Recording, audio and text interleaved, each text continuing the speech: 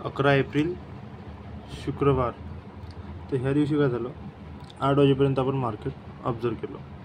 8 वाजेपर्यंत त्यानं रिॲक्ट काय केलं, ठीक आहे, मार्केट ओपन झालं, वरती गेलं, यानं हा स्विंग क्रिएट केला इथं, हा असा, आणि त्या स्विंगचा यानं इथं लो घेतला, इथं यानं हा स्विंग क्रिएट केला, ह्या स्विंगचा यानं लो घेतला, आणि वापस यानं हे जाऊन इथं फेक मोमेंट देऊन वापस बाईंगची मोमेंट कंटिन्यू ठेवली. ओके, तर एवढं झालं इथं. त्याच्यानंतर काय झालं, हा स्विंग आता आपला एक इम्पॉर्टंट झोन झाला हा, जसा की, आणि हा इम्पॉर्टंट झोन केव्हा सिद्ध होईन झाला, म्हणून जेव्हा वरचे झोन मार्केट अशा टाईप रिॲक्शन करून हे स्विंग क्रिएट करून याची लिक्विडिटी घेईन, हा स्विंग म्हणजे एका झोनमध्ये चाललं जाईन इथं, है ना.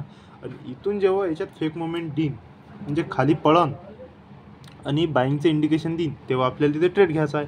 पण ते आता कशा सिच्युएशनमध्ये एक गोष्ट, एक कन्सेप्ट आपल्याला समजा लागून की कसं मार्केट ठीक आहे, इथं लिक्विडिटी घेऊन राहिलं, गोते मारून राहिलं, आहे ना, आणि तेच पाहिजे. इथं जर हे स्विंग, ह्या स्विंग्समध्ये गॅप क्रिएट करून यानं वरच्यातून थोडं साईडवेज जाऊन खाली आलं असतं, आपल्यासाठी हा स्विंग इम्पॉर्टंट असता. पण यानं तसं केलं नाही, हे इथंच साईडवेज गेलं, त्याच्यानं आपल्यासाठी हा स्विंग इम्पॉर्टंट आहे. मार्केट इथून ओपन झालं, है ना. तर याच्यात काय रिॲक्ट करते हे मार्केट, याच्यात पहिले इथं साईडवेजसारखं गेलं, नंतर याला ब्रेक करून एकदम फेक मोमेंट टाईप इथं आलो, है ना.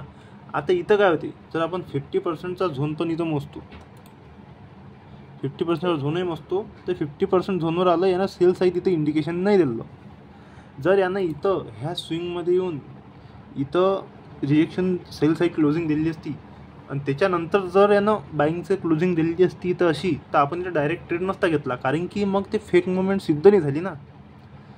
कारण की आता इथे रिजेक्शन आलं नाही फेक मोमेंटच्या नंतर सेल साईडचं, तर हे आता फेक मोमेंट आपण काउंट केली इथं. पण जर रिजेक्शन आलं असतं तर मग तिथं काही ना काही घापला आहे, तिथं ते फेक मोमेंट नाही आहे. मार्केट वरती जाऊन वापस सेल साईडचं रिजेक्शन करून असं, म्हणजे इथं जर रिजेक्शन आणि क्लोजिंग आली असती सेल साईडची डेचा लो न घेता, तर हे मार्केट अजून वरती जाऊन असं इथं रिजेक्शन क्रिएट करून सेल साईडला पडलं असतं, तर आपण तिथं ट्रेड घेतला असता.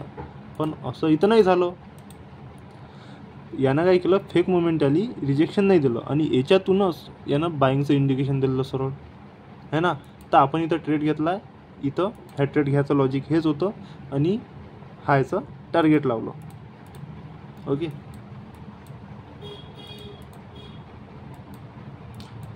हां. आता आणि जे आपण म्हटलं की अजून एक जर कॉन्सेप्ट पाहतो बा, की आपण इथं जर यानं स्विंग गॅप क्रिएट करून जर गेलं असतं, तर ह्या स्विंग आपल्यासाठी इम्पॉर्टंट असतात. आता इथं हा स्विंग आता आपल्यासाठी इम्पॉर्टंट आहे. हा सगळ्या ॲज अ लो घेऊन आला, लिक्विडिटी घेऊन, आणि वरती यानं साईडवेज टाईप स्विंग क्रिएट केला, इथंही केला.